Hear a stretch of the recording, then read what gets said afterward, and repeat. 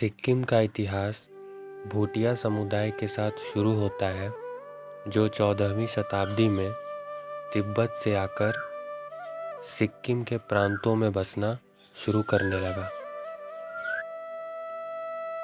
1642 में पुश्तोंग नामग्याल, जो कि भूटिया समुदाय से ताल्लुक़ रखते थे, उन्हें सिक्किम में चोग्याल का दर्जा दिया गया। चोग्याल राजा को कहा जाता था। 1642 से 1975 तक नामग्याल राजवंश ने सिक्किम क्षेत्र में राज किया। 1975 के बाद भारत सरकार ने सिक्किम को अपने में विलय कर लिया। 18वीं शताब्दी के मध्य में अंग्रेज़ों के साथ भूटान और नेपाल की कई क्षेत्रीय लड़ाइयाँ हुई। इन लड़ाइयों में अंग्रेज़ों ने सिक्किम को एक ढाल के रूप में इस्तेमाल किया।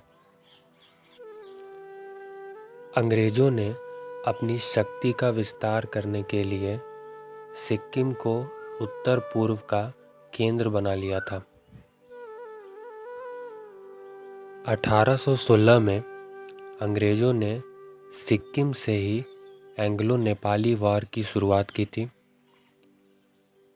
आज़ादी के बाद सिक्किम का एक बहुल जनसंख्या नेपाली लोगों का था। मतलब सिक्किम की असल आबादी से ज़्यादा सिक्किम में नेपाली जनजाति या नेपाली लोग हैं।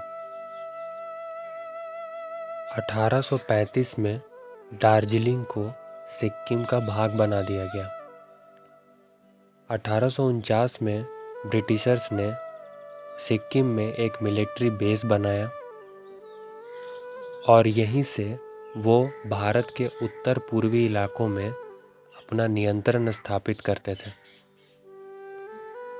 1947 में भारत की आज़ादी पर भारत और सिक्किम के बीच में एक ट्रीटी साइन की गई और इस ट्रीटी के तहत भारत सरकार ने सिक्किम के सांस्कृतिक विरासत को सहेजने का वादा किया और उनकी विभिन्नता को अपनाया।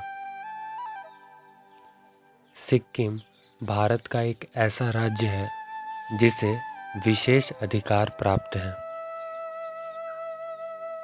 16 मई 1972 को सिक्किम प्रांत को भारत में 22वां राज्य के रूप में भारत के अंदर शामिल कर लिया गया और यह एक भारत का अभिन्न अंग बन गया।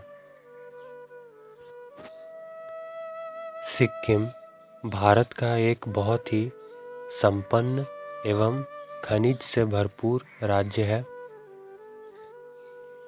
यह पूरी दुनिया में पर्यटन के लिए काफ़ी विख्यात है। यहाँ के प्रमुख खनिजों में कॉपर, लेड, जिंक, इन सब धातुओं की माइनिंग की जाती है तथा यहाँ पर कोयला, ग्रेफाइट और चूना पत्थर भारी मात्रा में पाए जाते हैं। सिक्किम के तीस्ता नदी पर एशिया का दूसरा सबसे बड़ा हाइड्रो इलेक्ट्रिक पावर प्लांट बनाया गया है।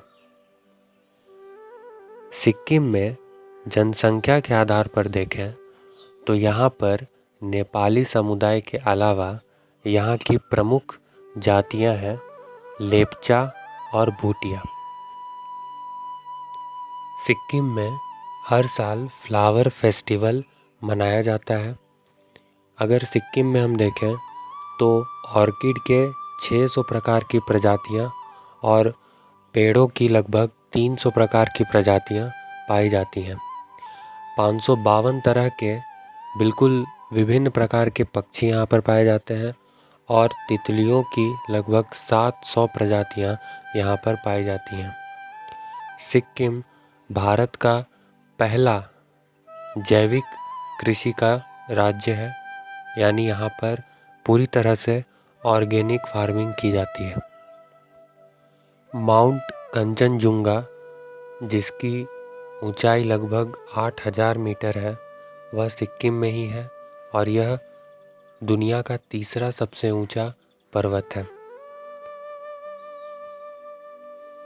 सिक्किम के लोगों में चांग नाम का एक पेय पदार्थ बहुत ज़्यादा प्रसिद्ध है और किसी भी शादी समारोह में या किसी त्योहार में वो लोग इस पेय का प्रयोग करते हैं। सिक्किम में एक ऐसा मंदिर है जहाँ पर किसी देवी देवता की पूजा नहीं की जाती है, बल्कि वहाँ पर एक इंसान को पूजा जाता है और उस इंसान का नाम है मेजर हरभजन सिंह, जिन्हें बाबा हरभजन सिंह भी कहा जाता है। इन्हें वहाँ पे सेंट ऑफ नथुला भी बोला जाता है। तो इस तरह से हम देखते हैं कि सिक्किम अपनी संस्कृति और अपनी खूबसूरती के वजह से पूरे दुनिया में किस तरह से विख्यात है।